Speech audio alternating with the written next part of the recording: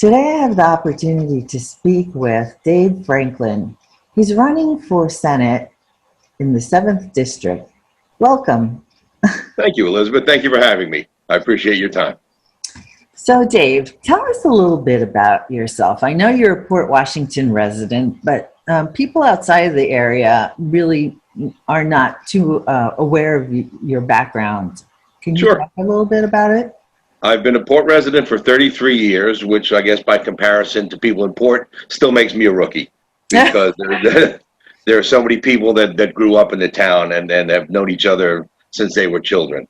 So Right. the nice thing about Port Washington is the great sense of community that it has. I grew up in Jersey City, and it was sort of fractioned. There were different sections. Some sections you didn't want to go to. Port Washington was the first true sense of community I ever recognized. That people actually looked out for each other. They took care of each other. I took that to heart, and I did everything I could to help the town. Just a little background, I worked in television for 38 years. I started at MSG Network, excuse me, and then moved on to HBO, where I worked 36 years as an RF technician, which was doing the satellite broadcasts, satellite transmission. I was an operations supervisor, making sure that everybody did their job, making sure the on-air look was complete. During that time, I guess, as I said, now I'll fast forward to the community. I did everything I could to help the community because it just seemed like the right thing to do. And then my mom always taught me to leave a place better than you found it. So thanks, Mom. I got involved in community events and charity events. Got to look around, make sure there's no kids. I've played Santa Claus for the last 15 years at St. Peter's on their family mass. I've done it for the shopping on Main Street during Christmas. I did it at the Dolphin Bookstore. So I think if I had one more, I would have had to join the Santa Union, but it was just anything I could to help the town. As a result of that, my exposure and people getting to know the type of person I was, and I was definitely community oriented. I was asked to run for police commissioner. I never had any police experience, but it was an elected position. People knew the type of person that I was outgoing, that I was approachable, that I was transparent, honest. So I ran and I won, and I served as 9 years as police commissioner. 9 of the best years of my life. I got to work with a great bunch of professional men and women who really cared about the community, and it was fun. Yeah, and I know that you recently went up for reelection, but lost by a very slim margin. I mean, it was 26 votes. Amazing. So So, it was a rainy. Sorry, it was a rainy night. I don't know if people just didn't want to come out and vote. The sad thing about that is I think if we have 17,000 registered voters in Port Washington, less than 1,000 come out to vote, and that's a problem I always had. That this is the level at which you have the most approachability, that you have the most correspondence with a candidate, and people don't come out. This is where you have the most contact and the most say, and people don't come out. so what motivated you to run for Senate? Well, again, it was just a chance to give back, a chance to serve the people. I've always been about the people. I hate politics. I'm about public service, and it's a chance to serve, and a chance. I just saw too many things that were going wrong, and they say that one person can't make a difference, but if I get somebody else, now there are 2 of us. And then we get friends, and then there are 4 of us, and it grows from there. It's just, as I said, it's just, so many people have burned bridges, and I think that the parties are pulling farther and farther away. I think most people are within 5 yards of the center, and we need to build the bridges rather than burn them. And it's just, we're all in this together. And what would you do to unify them? The two Sorry, parties? say that again? What would you do to unify the 2 parties? It's just, you've got to be able to work with both sides. Both sides of the aisle have to communicate. I don't care if it's a Democratic idea or a Republican idea. If it's good for the people, that's the bottom line. I'm the type of person, I don't care who gets the credit. I care about what gets done. And as long as it's about the people, and as long as it's in the best interest of the people, I don't care who came up with the idea. I don't care who gets the credit. Now, I heard that you've been campaigning a lot, and going door to door in the various neighborhoods. Now, Hmm. during a pandemic, how are you being received? Well, we just to clarify, we waited until August to do that. It's that we haven't been doing it the whole time. We've been Right. doing a lot of Zoom meetings. I've utilized social media. I've got a Facebook page, an Instagram, and Twitter. Um, Two venues that were new to me. Twitter to me was the sound a bird made. But once we were able to get out and meet the people, they've been very receptive. I think most people after the quarantine are very happy to see people other than themselves, other than their own family. So for the most part, they've been very receptive and happy to speak. Granted, there are a few people that still aren't ready. So I would ring a bell and take a couple steps back and make sure I didn't invade their private space and give them the opportunity to do. Some people didn't want to come to the door, so I would just speak to them through the door, hand them my literature, and then be on my way. But for the most part, people were very receptive and happy to speak. So I saw your recent Twitter story, which you were standing in front of the Americana and talking about what was going on. And today, in today's age with the pandemic and the go against blue, how do you feel about what's going on and how we're being represented? Well, I think one of the main problems is when the Democrats enacted this bail reform act, it took the discretion out of a judge's hands, and there was a myriad of crimes that are no longer qualified for bail. So what would happen is you could get arrested, get what's called a desk appearance ticket that you'd have to report back, and then you're released. You go out the front door. It's like a revolving door judicial system. During the looting and the riots, there were 423 people, I believe, who were arrested, let go, and then went on to commit another 850 crimes.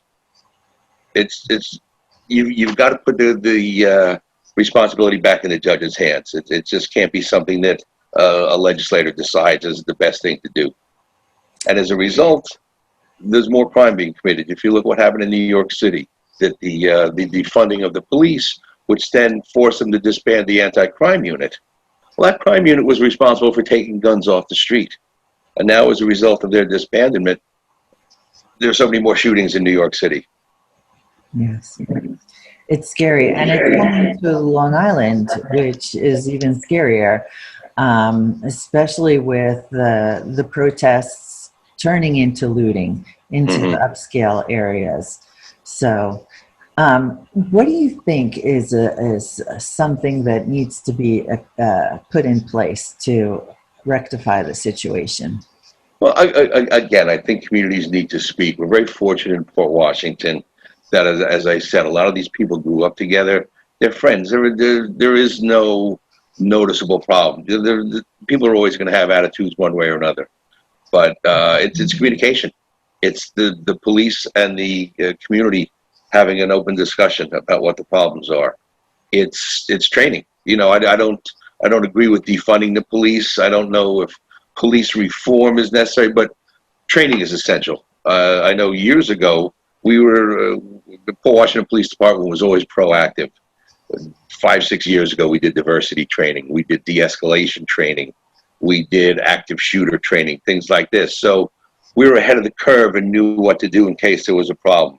So I think across the board training is essential so that everybody's on the same page, and and communication. Communication is always a key. Right.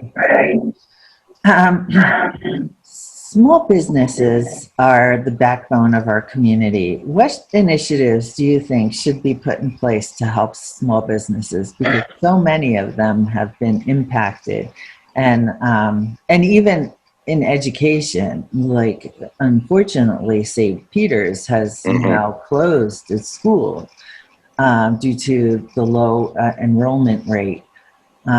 How do you think we can fix things like that? Well, it's sad. I drive through the communities as I'm going to visit people. I see so many for rent signs and for sale signs on businesses. And you're right, small businesses are the backbone of our district, of our community. 68 cents of every dollar you spend locally stays local. It provides jobs. It provides a place for people to shop. I think you need to provide some tax incentives for the businesses and also for the renters, for the tenants as much as you do for the landlords, to give them an incentive to open up a business. I think one of the problems you have is the mismanagement of the state. We're already $7 billion in the hole prior to COVID. And that's a problem. I have a problem with the fact that during the COVID, it was okay to go to a Target or a Costco or a big box store, yet you couldn't go into a small place where you think they would be more fastidious as far as keeping their store clean because it's their place. It'd be like walking you into my home and having, trash all over the place. You would think they would be more concerned with cleanliness. And it's just, as you said during you have your pandemic show, that it's the unswerving policy of the moment. Everything's changing day to day. I think that causes frustration. That causes people to stay home. We need to do everything we can for small business, for the tax base, for employment. We're losing New Yorkers at a rate of 270 per day to more business-friendly and tax-friendly states. We've got to reverse that. I know Cuomo has the millionaires tax and the multimillionaires tax and the billionaires tax. They're all leaving. He came out with a statement last month. Where are you going? If you're losing these millionaires, the tax burden then falls on the middle class. Right. And they're already overburdened. So small business is critical. We've got to do what we can to help them. Right. What is your stance on the universal vaccination that it seems like President Trump is, trying to promote before the November election if it becomes available?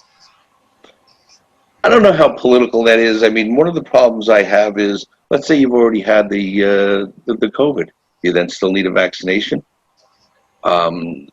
The fast tracking of all this. The fastest we ever got a vaccine to market prior to this was the mumps, and that took 4 years, and that was back in the 60s. Now, I don't know if you've got all these drug companies working together, but I would, and I'm not medical at all. My father was a surgeon, and he never believed in the flu shot. He didn't understand why you would inject yourself with the flu. In the past, last year's flu shot everybody took, and then they said, oh no, it was the wrong strain. We gave you a shot that was ineffective. So I think there would be more testing as far as allergies and whatnot. There are a lot of people who might be allergic to whatever's in there. I don't think you need a universal vaccine. I think there's so much more criteria involved than just, okay, line up and you're next. Right. I understand that it's supposed to be more than one dose of this vaccine when it becomes available. But the streamlining and the fast tracking is a little bit disconcerting to me because I understand it takes considerable amount of time to get appropriate vaccine that doesn't have side effects, which, True. Just growing up, remembering how they gave this drug to pregnant women and a lot of deformities occurred because of that. So Exactly. I think it's something that's very, very high on our list of concerns. I agree. And what if the virus has since mutated and is now a different strain? So everything that you're basing your vaccine on is now outdated. Exactly. So what do you think is one of the main topics or issues in this upcoming election? There are a lot. There's, obviously public safety is most important to me, because I think if people don't feel safe in their homes and on the streets and in shopping, they're not going to go out. And regardless of what happens with COVID, nobody's going to want to shop. Look at what's happening in New York City again. I hate to keep going back to New York City, but with the crime is rampant. The shootings are up. You can't get New Yorkers to go back to New York, let alone bringing back tourists. Nobody wants to come to New York City right now. And it used to be one of the top tourist attractions in the world. The theaters are closed. The fact that indoor dining is closed. I had a constituent shake their head the other day. They live in Queens. So They can't go into a restaurant, but they can go across the street where it's Nassau and everything's fine. Right. Are you telling me that there's a difference between, there's the yellow line in the middle of the street keeping the virus away? It, Again, it's mismanagement. You have the problem with the homeless that are now in the streets of New York City. You have people shooting up on the streets of New York City. It's not the New York. It's like going back to the 70s when 42nd Street was all pornography, and I remember. prostitutes. Yeah, so do I. It's sad. I think public safety is job one. The first thing I will do is fight to repeal that Bail Reform Act to make sure that criminals stay in jail where they're supposed to, especially criminals that pose a danger to the public. They shouldn't be let out. It shouldn't just be a blanket policy. You've got to give the discretion back to the judges. And supporting the police. We need the police more than ever now as a result. I wouldn't do anything to defund the police. I support the police, obviously because of my background, but knowing what's involved, knowing the hard work and dedication that these officers put in. And sadly, there are bad cops, and that's, you have bad people in every occupation and everywhere you go. And nobody hates a bad cop worse than a good cop, because as you see, it makes them look bad. Okay, then you get that blanket, oh, all cops are bad. And it's not the case. Everybody I worked with was very caring, very professional, very community oriented, and they look to make a difference. In 2019, Washington was voted the safest town in New York State as a result of their hard work. Right. Well, I know that all Long Islanders like the fact that the 6th precinct was recently reopened, Mm-hmm. and it has made a big difference in the area. They're immediately there and responsive to whatever the call is. And I know that it's very troublesome to see not so much protests. Protests are fine. It's the lawlessness that comes through with the looting, which really is not associated with the protests. And that's disconcerting, especially the targeting for upscale areas. North Shore being, or has been considered, the Gold Coast for forever, especially Right. publication of books, etc. So I mean, the area is quite concerned about that. And unfortunately, when you are stuck in a pandemic and have little freedom. I mean, we're so used to be able to go wherever we want, and now that's not even the case. Mm-hmm. So it's a very difficult time, and so I ask of you again, what made you run for office? Something like that, just to make a difference. Just to stop the crime. You have the problem with, again, in city and other restaurants, all these groups come up and will go into an outdoor dining area and harass the customers for no other reason than just to be bothersome. There are people, they just want to live their lives. They went out, they finally get out, have a chance to have a dinner, and here come these idiots to protest. And I don't know if it's anti-establishment as it was in our days, but the funny thing is, you have these protesters that are talking about how much they hate corporate America, but they're videotaping everything that's going on their iPhone, and then they walk into a Starbucks to send their message, so they sort of contradict their own statements by utilizing the corporate America while they're complaining about them.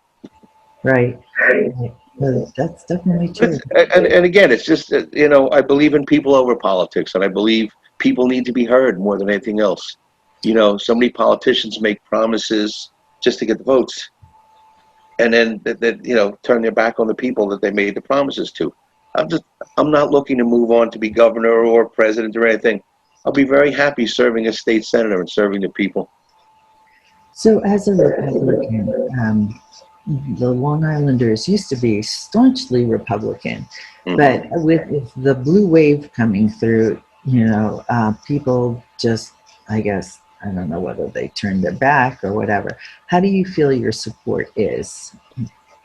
It's good. I've been gaining momentum. As I said, I started this in March with social media and whatnot. I've been gaining a lot of followers, a lot of supporters, and it's just getting out a basic message of public safety, of giving you giving the life that you want. You just want to be able to go out on the streets. You want a regular life. I think there are a lot of Democrats that are a little disillusioned because it seems that the party is going too far to the left. Mm-hmm. And I've asked several, how far to the left are you going to let them pull you before you recognize this is not the party that you signed up for? As I said, I think most people are within 5 yards either way of the center, but you've got the far right that's pulling, you've got the far left that's pulling. But people just want to live their lives, and that's why I said I'm more of a moderate Republican. I'm fiscally conservative and socially liberal. And I think it's letting people know it's okay. That you don't have to go to either extreme. Right. You can be in the middle and be fine. Do you feel that the party system is still valid? I mean, the two-party system I've always felt is more like sports than it is about public service. It's about who wins more than it's about what gets done sometimes, and it's about who has the power. And it's the people that should have the power. I'll be working for them. It's not the other way around. Okay. And that's why I believe in transparency. I believe in approachability. As commissioner, I was on 3 or 4 different Facebook chat groups. I had a Facebook page. I was approachable. Anybody that needed anything knew where they can get in touch with me. That's not going to change when I'm the senator. It's got to be about the people. Yeah. Well, thank you very much for taking time out of your busy schedule. I appreciate it, and I hope that you'll come back on the show in the future. Elizabeth, it's been my pleasure, and I thank you for your time as well. Okay.